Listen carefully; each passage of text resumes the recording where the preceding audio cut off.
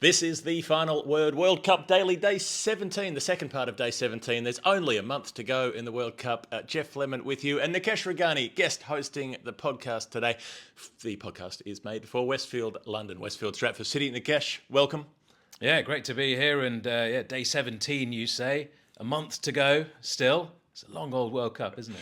So where are we? We're in Chennai, which is hard to keep up with. I'm not going to throw you under the bus, given this is your first one, and make you do the 30-second summary, but I am going to do the 30-second summary myself. England played South Africa and asked them to bat, and you could pretty much end the sentence there, because that's pretty much where the game finished for England. 399 for 7 is what South Africa put on, thanks in large part to a very fast century from Heinrich Klaasen, and Marco Jansen made 75 not out of about 40 balls towards the end. It was set up earlier in the innings by Hendricks, Rassie van der Dussen, and Aiden Markram, and England got nowhere near it. They were about 6 for 70 at one point. They were never a chance, and they ended up suffering their largest ever defeat in one-day internationals by 229 runs. Goodness me, what a day. What a day, and what a comeback from South Africa, really. Losing to the Netherlands. Look, coming into this tournament, they were shit hot, weren't they? Everybody was expecting them to get into the top four, maybe at the expense of a side like England, who, let's face it, I mean, look, with England, I think the problem is their identity, their lack of identity, really. I mean, they spent 5 or 6 years building all this attacking sort of, mindset under Owen Morgan.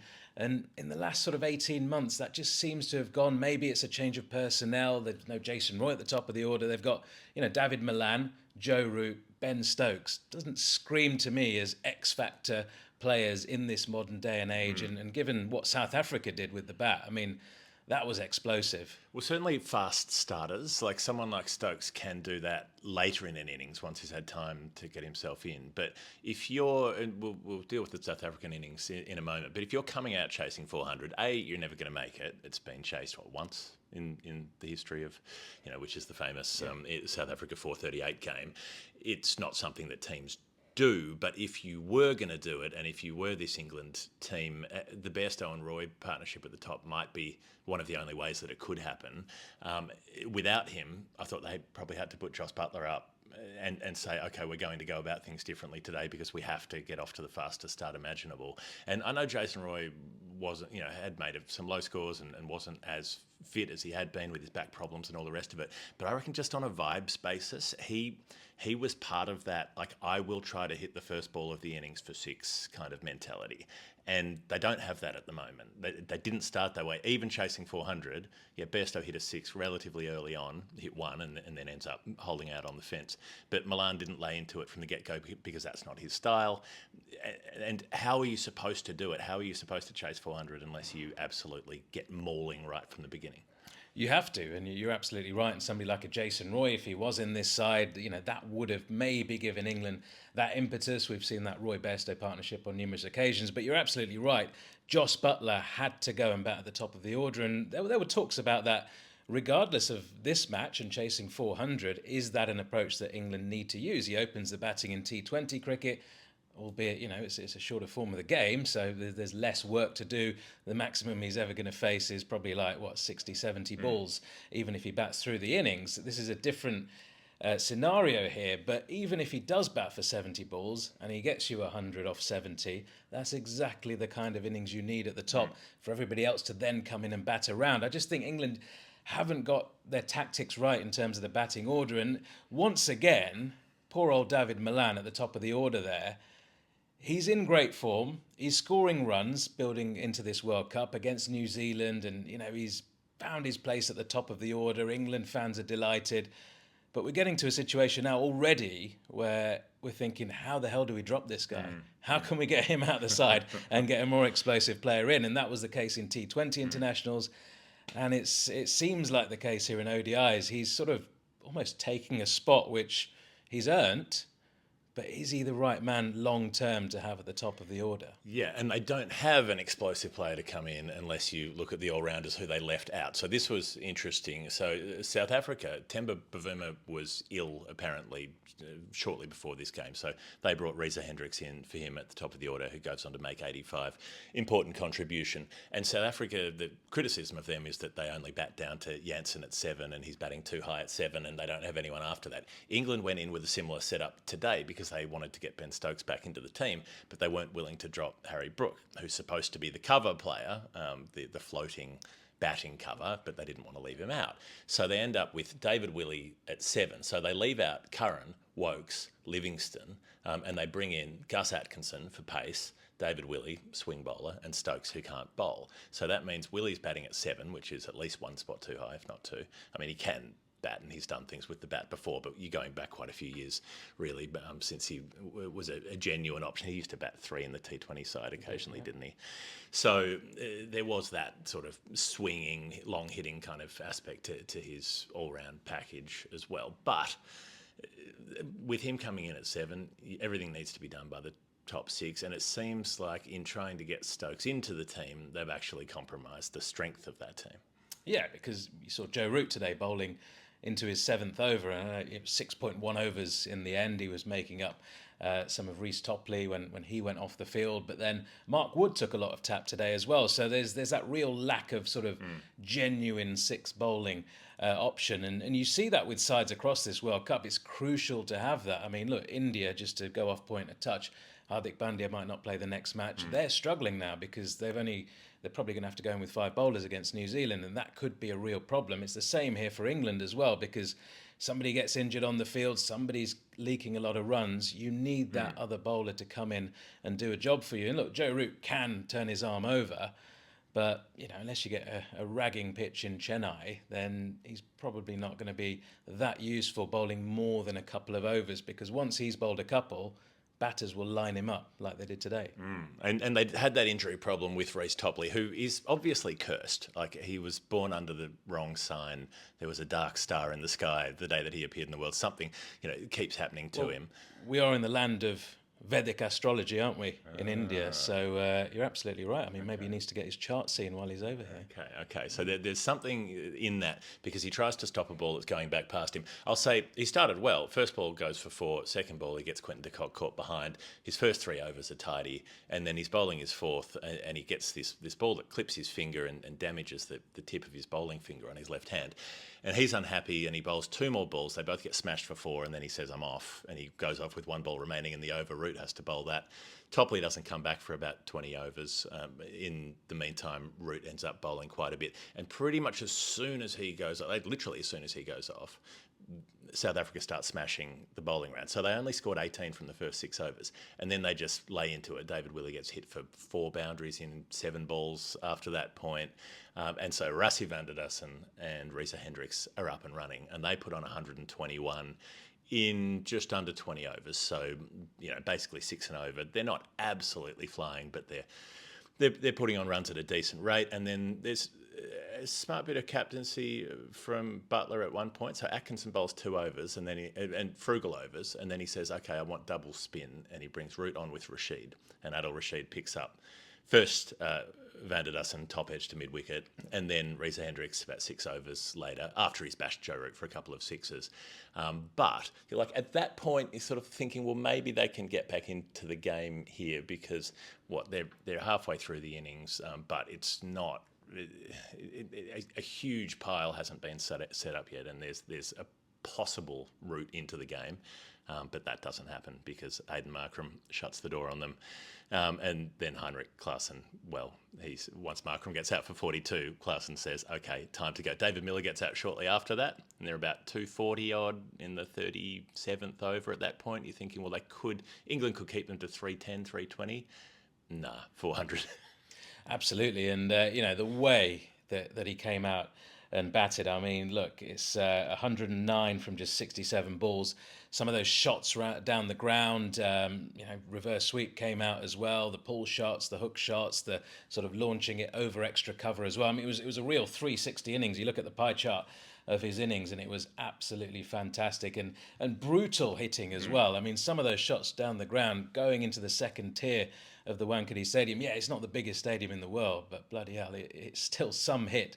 He was aiming for Marine Drive, I think, over the top of that stand at one point as well. And then for Marco Jansen to come in as well and just really nail the final nail in that England coffin as well. I mean, what an innings that was. 75 not out from just 42 balls, 6 sixes in that, and some of those shots down the ground as well, even better than Klaasen. And this from a guy who people weren't really sure about how useful he's going to be. People say, yes, he can bat, but is he batting a little bit too high in the order?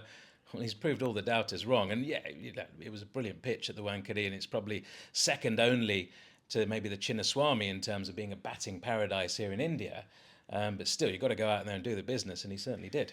We did that today. So, yeah, it was 243 for 5 in the 37th, and then they bring up the 300 in the 44th over. Klaasen just baseballs Reece Topley in that over, who has come back on the field by this point and is bowling again. Got through 9 overs eventually. 3 fours and a 6 in that over. Brings up his 100 with this sort of baseball smack. Mark Wood bowls him. Like, yeah, it's a full toss, but it's a low full toss at 149 k's an hour. And he just whacks it back over Mark Wood's head for 6. And then pulls 4 to bring up the 100. Extraordinary. Gus Atkinson does decently in the circumstances, restricts the damage to his own personal figures, and he gets Klaasen out in the final over, bowls him behind his legs, walking across, trying to lap the ball, sort of flick it over his shoulder, and picks up another wicket in that final over as well. But yeah, Jansen 75 not out. 399 they make. The chase is 400. It's pretty much never going to happen. And then, what are they? 24 for 3 in the 6th over. So they actually had more runs than South Africa did after 6 overs of the chase. But Root's been caught at leg slip. So Bairstow's been caught on the fence. Good catch by Van der Dussen with not much room to work with.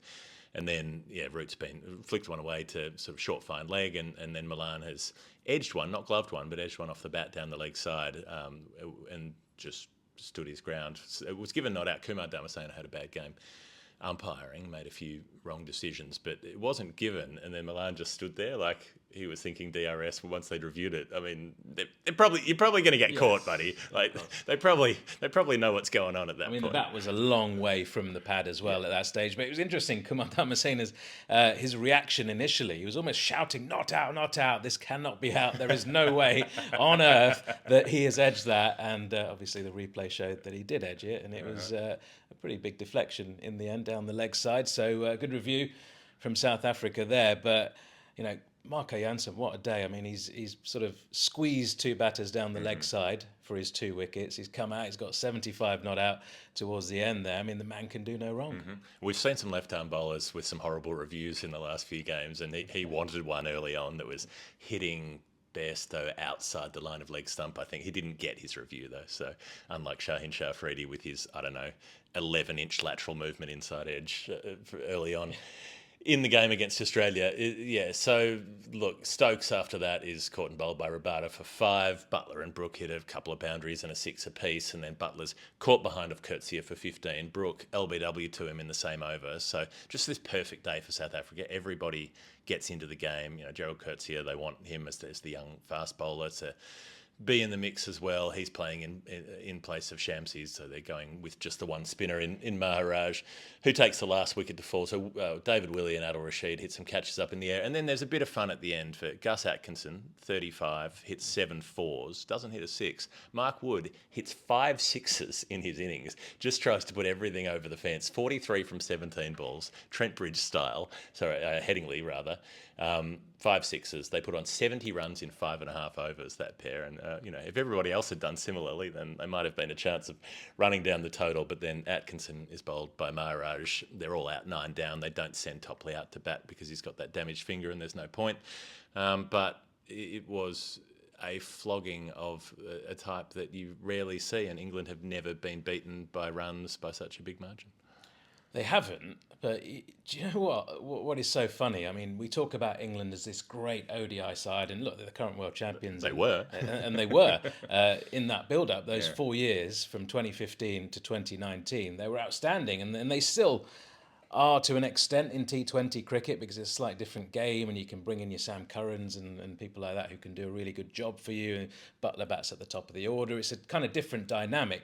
In terms of ODI cricket, apart from those 4 years and apart from that one World Cup in 2019, they've basically been shit in every World Cup since 1992, haven't they? 96, 99, 03, going out to India there. 07, didn't do anything. And then you just roll through the years. 2011, the last time they were here. 2015 down in Oz. Obviously going out to Bangladesh. That was the low point.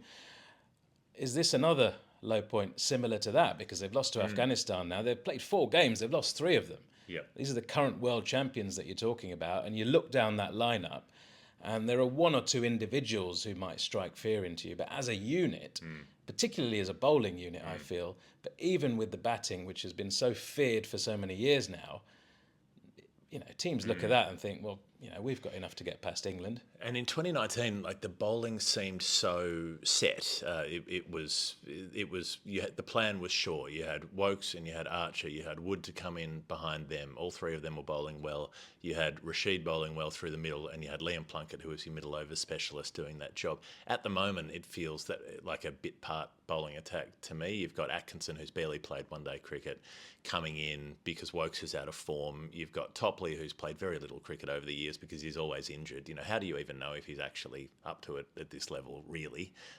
Because his track record at the top level is pretty thin. And then Rashid is 4 years older than 2019 and sometimes doesn't have the same zip and dip, although he did give them their only kind of chance into the game today. It just feels like a bowling attack that is being put together out of what they've got lying around rather than something with a real... In 2019, there was a really concerted plan, I suppose. And then a word for South Africa in that they lost to the Dutch. They couldn't chase 243 against Netherlands, and then they come out and steamroll 399 against this bowling attack, which still has quality players in it. You don't bash Mark Wood for 70 in his spell unless you've got some players who can play. Absolutely. And look, the Dutch, that was their day out and that was fantastic. But the one thing a lot of people are talking about in this Cricket World Cup as well is the lack of close matches. And look, we would have loved England to get off to a brilliant start, maybe post 350, something like that, at least be in the game for a long period of time. It didn't happen. But when you rewind back to the Dutch game, it's great to see results like that. I mean, it has been a great World Cup in terms of shock results in that regard. Afghanistan beating England, although, some people might say after this, it's not as much of a shock. The Dutch beating South Africa and this South Africa side, which I think, that was a poor day at the office for them, but they are looking strong. All the bases are covered. I mean, you compare England, we were talking about there, where, the bowling attack is a bit disjointed. South Africa seemed to have every single box ticked. Yep. And even at the last moment when Bavuma has to miss out, no problem. We'll just bring someone else in. He'll do a job.